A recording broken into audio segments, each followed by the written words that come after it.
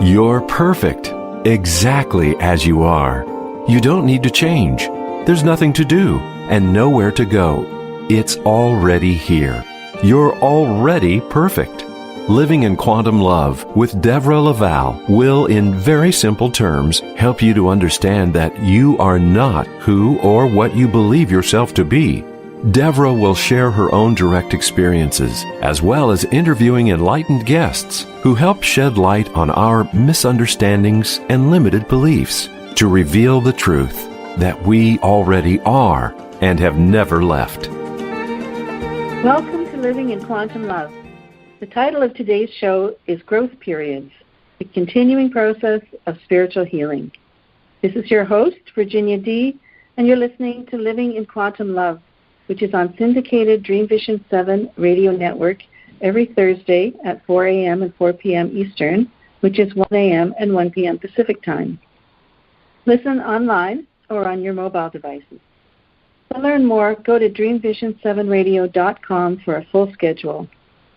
Dream Vision 7 Radio Network is the media partner for the Omega Institute. And as always, I'm honored to be hosting the program today. I want to say a big thank you to all the listeners for tuning in. Really appreciate it. Today's show, I will be giving a Rose and Past Lives reading for my guest, Cindy, which will happen in a short while. But we'll begin today by looking at today's topic of growth periods. So as we move through our life, we're in a never-ending state of healing and change, both physically and spiritually. This process of awakening is experienced as a series of adjustments known as growth periods. As we tune into these growth cycles, we can become more fully aware of our changes and begin to consciously learn and direct our own spiritual development. So life is an ongoing process of change, a series of healing and growth. As human beings, we are two different aspects of creation, both physical and spiritual. And as body and soul, we are meant to work together to learn lessons and evolve our consciousness. Now, as our bodies, so physically, from conception to death and every moment in between, our bodies grow and change. If you just think of how amazingly fast we mature from that prenatal stage, from one cell to a fully developed human being, it's just miraculous. And then in that first year of life, we go from a wholly dependent being into an amazingly capable one. From a little baby in a basket, a bassinet, to somebody running around and beginning to talk and having their own opinions and functioning perfectly in this world. So all these physical change from inception to death are expressions of the physical growth periods that we go through. And of course, as well, we go through our life, we are continuously challenged to learn and assimilate all kinds of lessons. We learn about all types of communication, such as how to work with our emotions, which is one of our strongest ways of communicating with each other. We learn how to look after the health and welfare of the body and begin to explore patterns of behavior with the opportunity of healing or changing any aspects of ourselves that we want to. As spirit, we also have an ongoing growth period, a maturing as a non-physical being. We learn how to take responsibility for our body, not controlling the body, but being the senior partner in the body-soul alliance. We bring spiritual neutrality to the physical plane, laying the foundation for gratitude, peacefulness, happiness, and joy.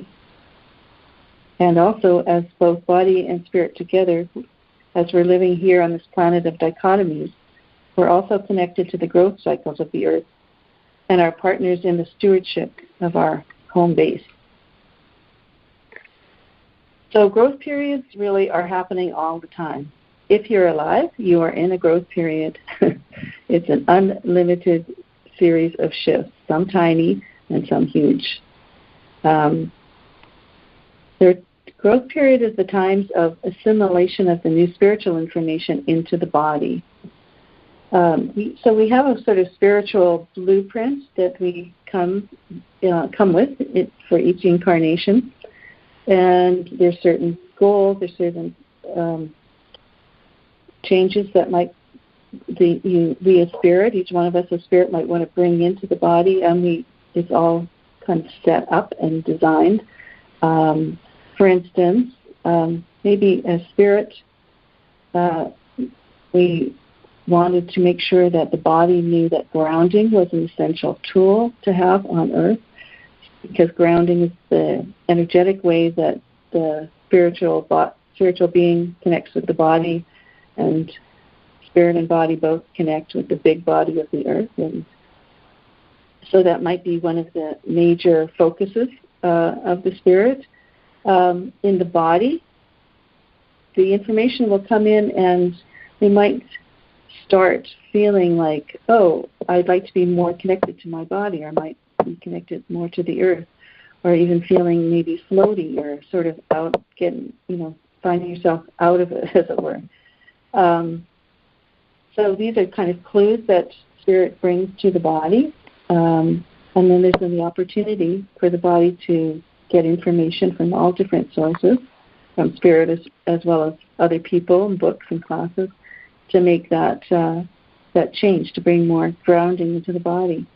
Another one might be where spirit brings forward family patterns that may have been just from this family, but also could have been back in many generations.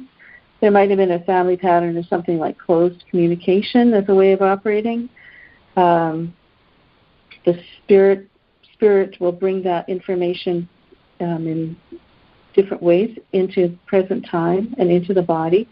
And then as the body can notice that it's a pattern that they might decide to keep, or they might decide, each one of us might decide, oh, we'd like to let go of that pattern and adopt a new one to suit ourselves and the way we want to live in this body. Another one might be where spirit sees that there's quite a few blocks to receiving,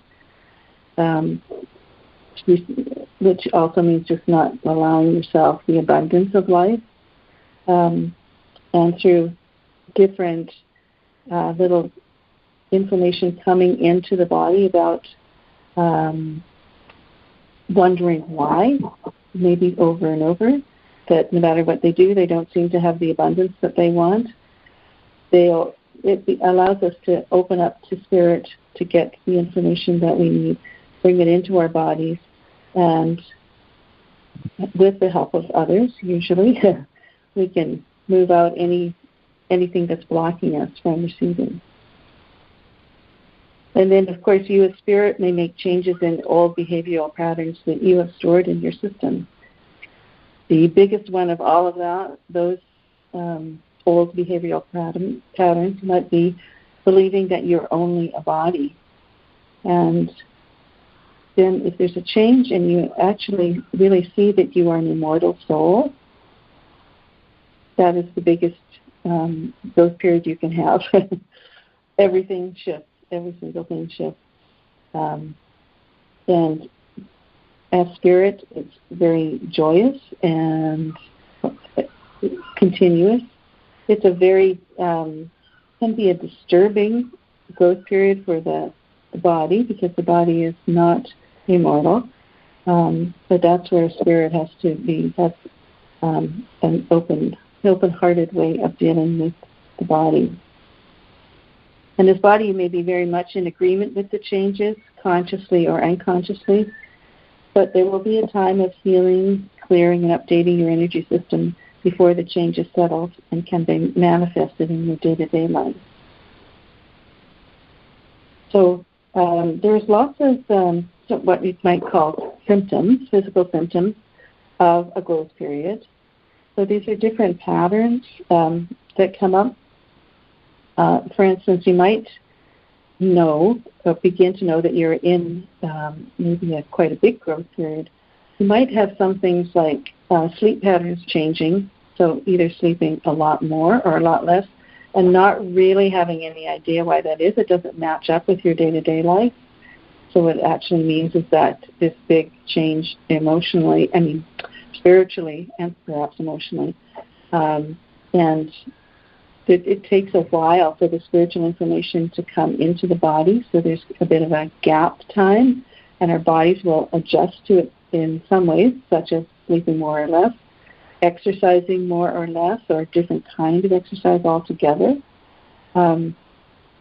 Growth periods often have that sort of quality that the things that you eat, how you eat and when you eat, that often the growth periods feel like they kind of stick out. They don't make sense. It's like you never liked, all of a sudden you become vegetarian and you don't really know why. It just happened, and it might only last a little while, but it's your body adjusting to a spiritual, energetic shift.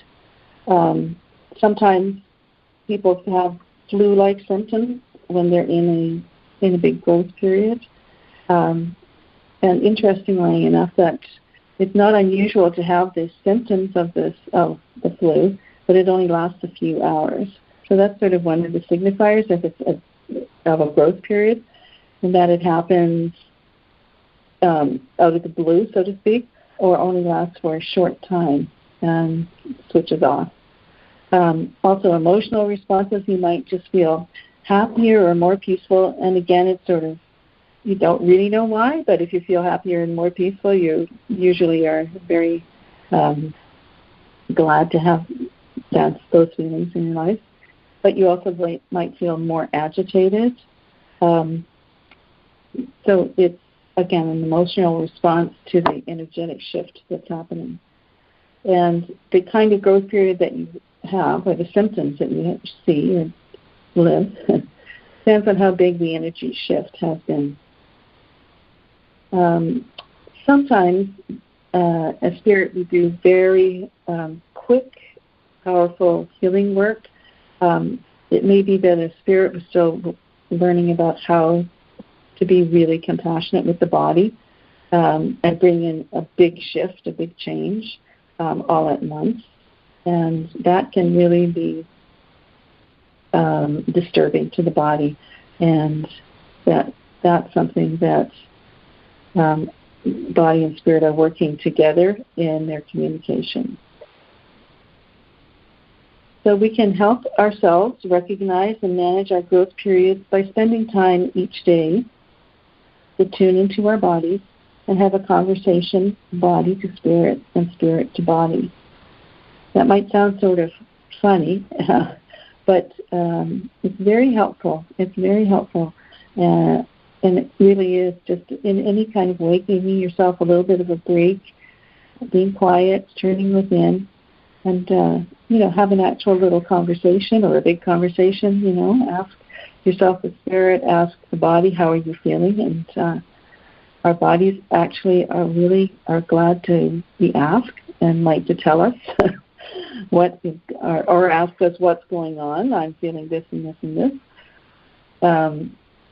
And so the more you do it, the more ease you have, and the less chance, bit by bit, that you would have a kind of disruptive growth period. So the more we know about our growth periods, the more easily we can allow the desired changes into our system.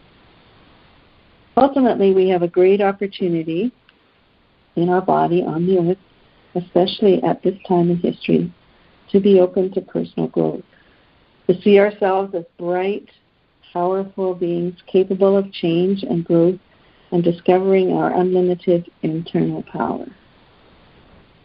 So, pretty wonderful.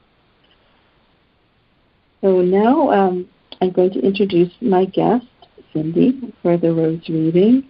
Hi, Cindy. Hello. Thank you so much for being here. Thank you for having me. Oh, you're welcome. So we're going to do a reading that has two main parts. One is called the Rose reading, and the second part are looking at two past lives. And then we'll have a third part, hopefully enough time for you to ask a question or two if you have any. But along the way, I'll also give you a chance to ask a question or to make a comment, and if you like. but I'll always, let you know, of course. So we're going to start with the rose